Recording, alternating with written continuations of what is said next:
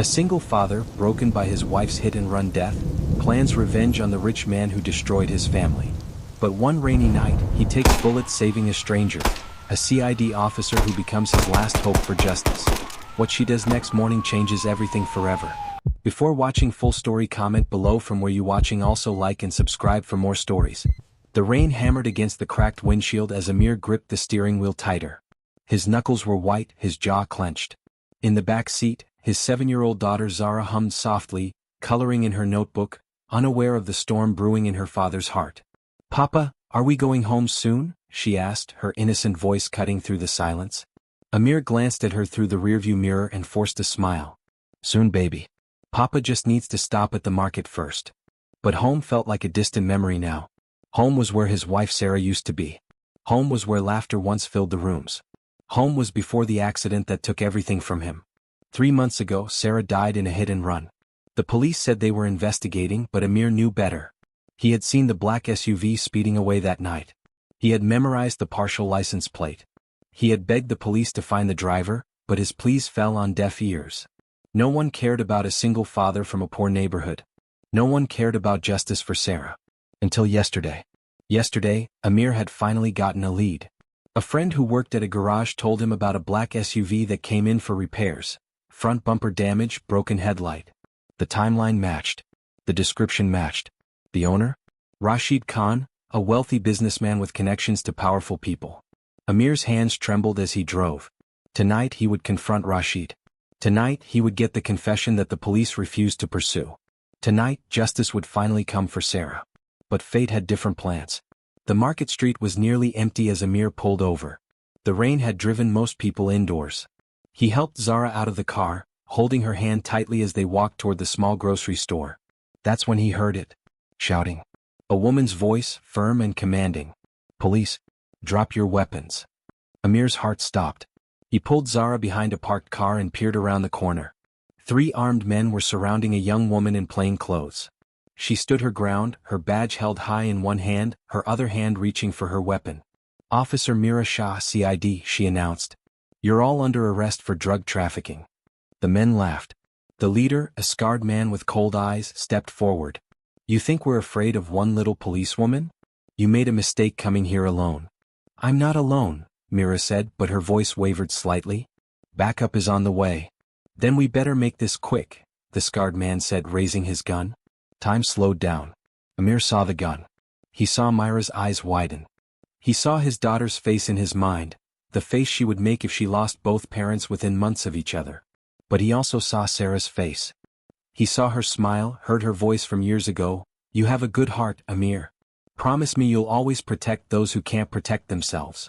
He didn't think. He just moved. "Run, Zara," he shouted, pushing his daughter back toward the car. Then he sprinted forward, throwing himself between Mira and the gunman. The first bullet hit his shoulder. The second grazed his ribs.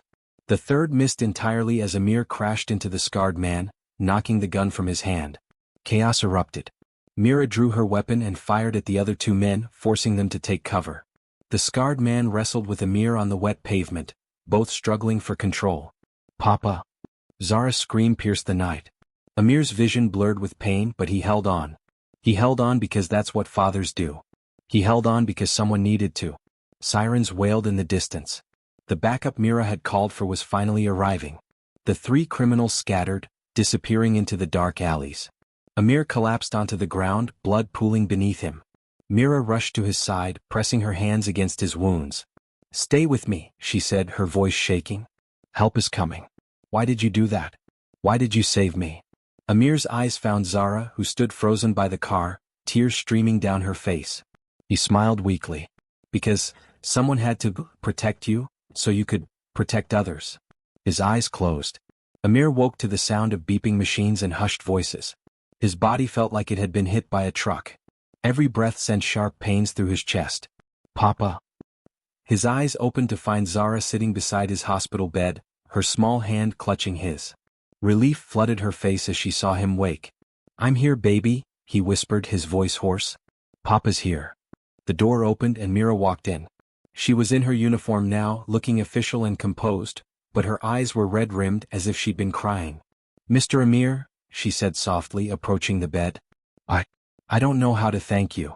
Amir tried to sit up but winced. No need. I just did what anyone would do. No, Mira said firmly. Most people would have run.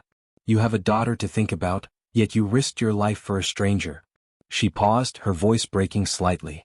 The doctor said if you hadn't intervened, I would be dead right now. Silence hung in the room. Mira cleared her throat and continued. I did some digging into your background last night. I hope you don't mind. I wanted to know who the man was that saved my life. Amir stiffened. Why? I found out about your wife. About Sarah. About the hit-and-run case that's been going nowhere. Myra's eyes met his. I also found out that you were planning to confront Rashid Khan last night. Amir's jaw tightened. He killed her. He killed my Sarah and the police did nothing. I had to. I know, Mira interrupted gently. And you're right. The case was mishandled. But that's going to change. She pulled out a folder from her bag and placed it on the bed. This morning I went to my senior officers. I told them what you did for me and I told them about your wife's case. I pulled strings, called in favors, and I got permission to reopen the investigation. Amir's eyes widened. You did what? More than that, Mira continued. I'm personally taking over the case. I'm going to find the evidence needed to bring Rashid Khan to justice. The legal way. The right way. Tears welled up in Amir's eyes. For 3 months he had felt alone, abandoned by a system that didn't care. And now this stranger, this woman he had saved, was offering him something he thought was lost forever. Oh, but why? Amir asked, his voice breaking. Why would you do this for me? Mira smiled, her own eyes glistening. Because you showed me what real courage looks like. You showed me why I became a police officer in the first place. To protect people, to fight for justice, to stand up when others can't. She placed her hand over his. Let me return the favor. Let me protect you and your daughter now. Let me get justice for Sarah. Zara looked between them, not fully understanding but sensing something important was happening. Amir nodded, unable to speak past the lump in his throat. There's something else, Mira said, pulling out her phone. Last night after the incident, the story spread quickly. A local news reporter was in the area and caught some of the confrontation on camera. The video of you saving me went viral. She showed him her phone. The headlines read, Single father takes bullets to save CID officer, and hero dad risks life to protect policewoman. People are calling you a hero, Mira said. But more importantly, your story caught the attention of some powerful people. The commissioner of police himself wants to meet you. And there's been an outpouring of support. People are donating money for your medical bills and for Zara's education. Amir stared at the phone in disbelief. I'm not a hero. I couldn't let another child lose a parent. That's exactly what makes you a hero, Mira said softly.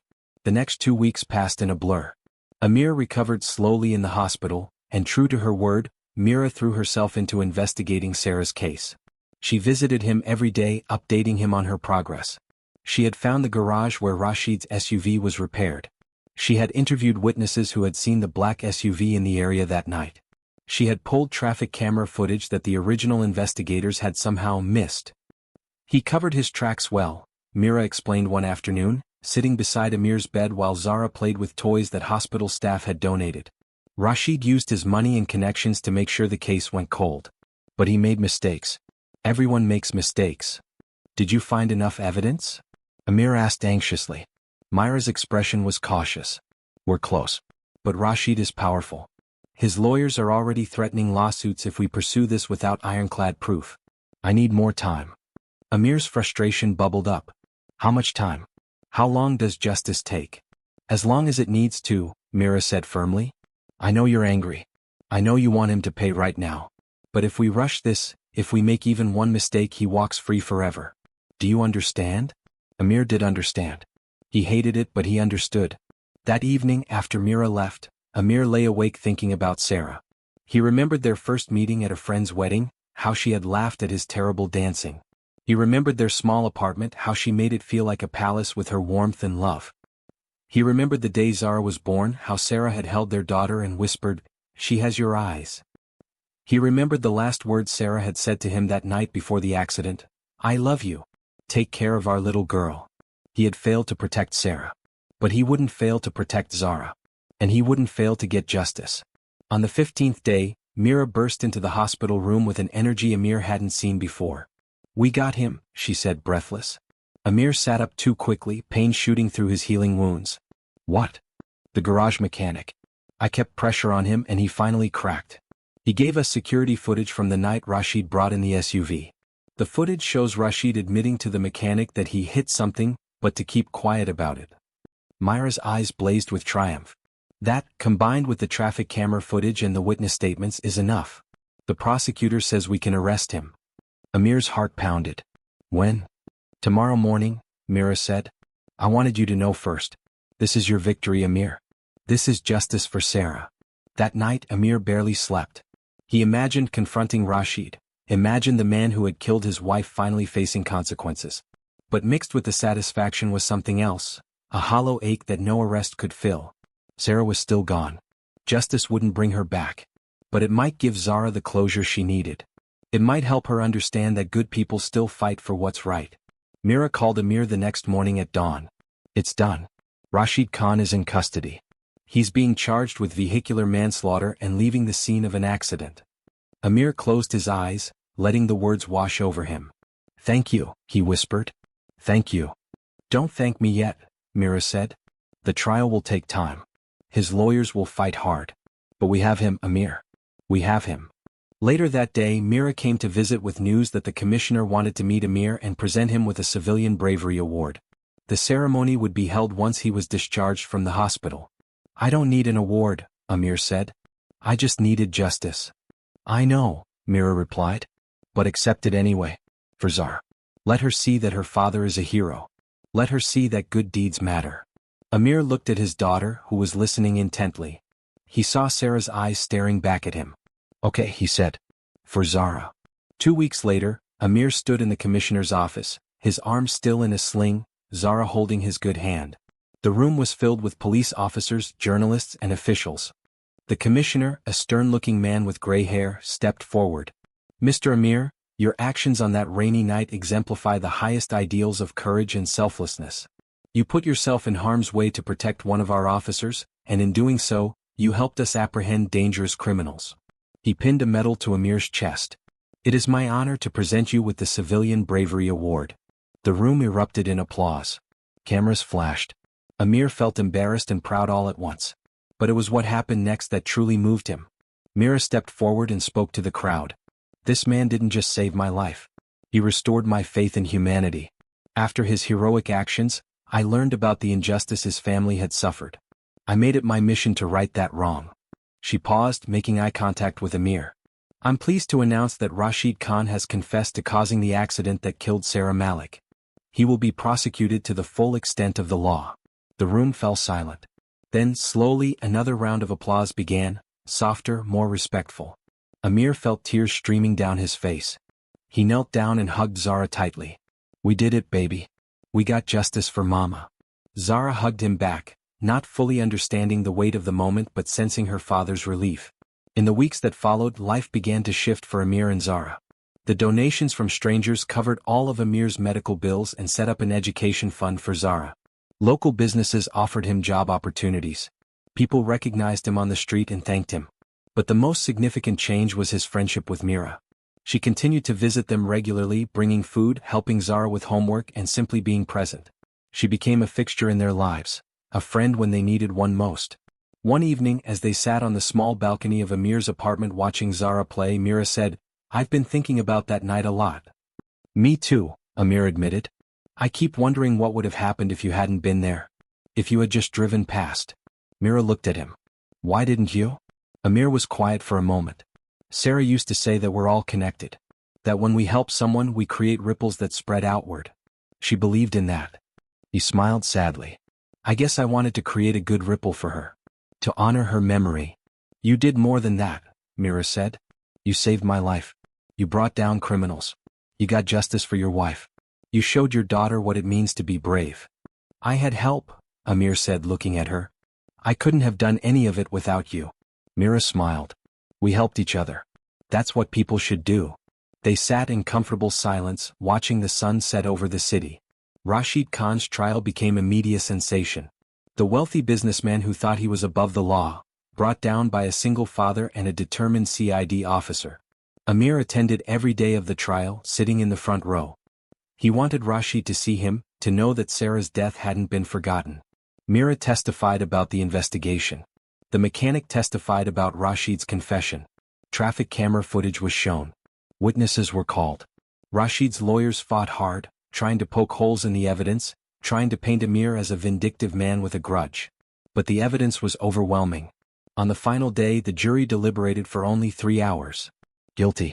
Rashid Khan was sentenced to 8 years in prison for vehicular manslaughter and obstruction of justice. When the verdict was read, Amir didn't feel the triumph he expected. He felt tired. Relieved but tired. Outside the courthouse, reporters surrounded him. "Mr. Amir, how do you feel about the verdict?" He thought carefully before answering. "I feel like justice was served.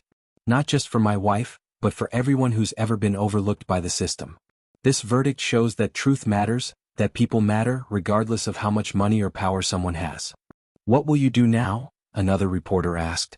Amir looked at Mira, who stood beside him, and then at Zara, who held his hand. "I'm going to take care of my daughter. I'm going to be the father she deserves. And I'm going to make sure Sarah's legacy lives on, by teaching Zara to stand up for what's right, to protect those who can't protect themselves." "Do you forgive Rashid Khan?" The question hung in the air. Amir took a deep breath. "Forgiveness isn't something that happens overnight. But I don't want to spend the rest of my life consumed by anger. Sarah wouldn't have wanted that. So, I'm working on it. One day at a time." 6 months after the trial, Amir's life had transformed in ways he never imagined. He had taken a job at a local community center working with at-risk youth. He shared his story with them, teaching them about courage, justice, and the importance of standing up for others. Zara thrived in school, her confidence growing every day. She no longer woke up crying for her mother, though she still missed Sarah deeply. But she had found a way to carry that love forward, making her mother proud through her kindness and strength. And Mira? She had become family. She was promoted to senior inspector for her exemplary work on the case. But more importantly, she had found a sense of purpose that went beyond her badge. She mentored young female officers, teaching them that police work wasn't just about enforcing laws, it was about serving people with integrity and compassion. One Saturday afternoon, the three of them went to Sarah's grave. It had become their monthly ritual, cleaning the headstone, placing fresh flowers, sharing stories. "Mama would be proud of you, Papa," Zara said, arranging the flowers carefully. Amir smiled, his heart full. "She'd be proud of you too, baby. You're brave and kind just like her." Mira stood a respectful distance away, giving them their moment. But Amir beckoned her closer. "Come here. You're part of this family now." Myra's eyes welled up as she joined them. Together, they stood in silence, honoring the woman who had brought them together in the most unexpected way. As months turned into a year, the impact of that rainy night continued to spread. The viral video of Amir's heroism inspired others across the country. People began stepping up to help strangers, to report crimes, to assist police officers. The story became a rallying cry for civilian police cooperation. The police department implemented new training programs emphasizing community relationships, inspired by the bond between Amir and Mira. Rashid Khan's conviction sent a message to other wealthy criminals that money couldn't buy impunity anymore. Several cold cases were reopened, and corrupt officials were investigated. But beyond the public impact, the most profound changes happened in the small moments.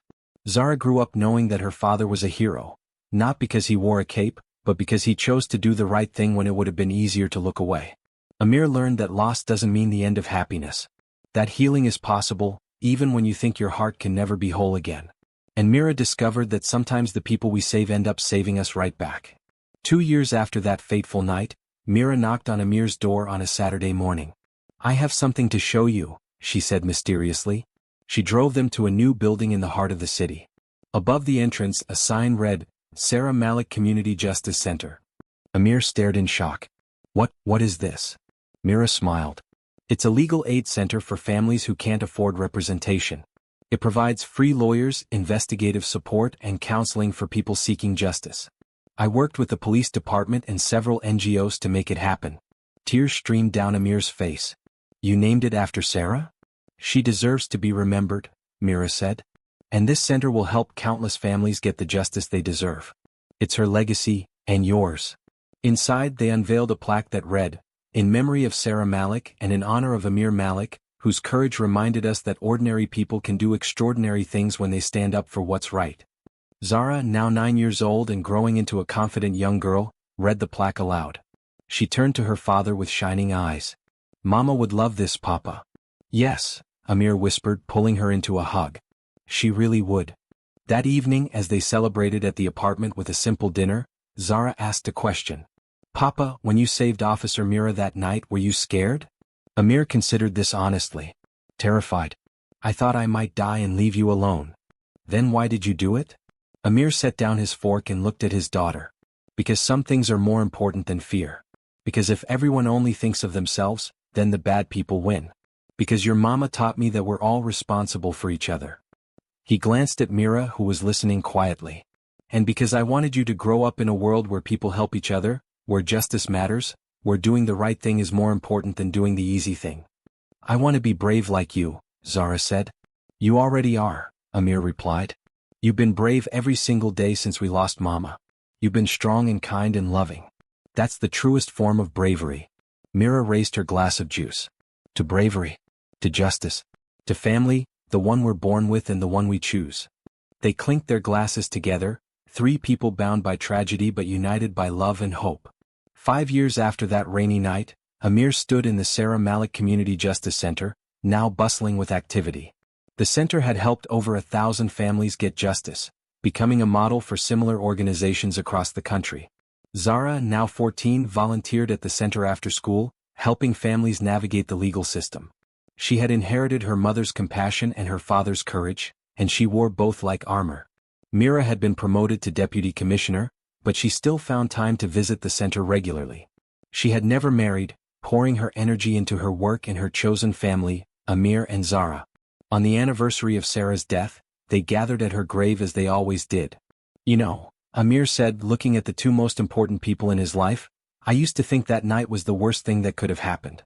I was planning to confront Rashid, probably would have done something stupid, maybe ended up in jail or worse. Zara would have lost both parents." He paused, emotion thick in his voice. "But then I saw Officer Mira in danger and something inside me shifted. Sarah's voice in my head reminded me who I wanted to be, not a man consumed by revenge but a man who protects." "You saved my life," Mira said softly. "And I got to help save yours in return. That's how it should work. That's what justice really means, not just punishment but restoration. Not just taking but giving." Zara placed a flower on her mother's grave. "I wish I could tell Mama about everything. About the center, about Officer Mira becoming part of our family, about Papa winning the National Bravery Award, about all the people we've helped." "She knows," Amir said, pulling his daughter close. "Somehow she knows. And she's proud of you, of all of us." As the sun set over the cemetery, casting long shadows across the graves, the three of them stood together. A single father who chose courage over revenge, a police officer who fought for justice with everything she had, and a young girl who was learning that the greatest strength comes from love, not hate. The story that began with tragedy and bullets had transformed into something beautiful, a testament to the power of human connection, the possibility of redemption, and the truth that one act of bravery can ripple outward, changing countless lives. Amir had taken bullets to save a stranger. That stranger had fought to save his family from injustice.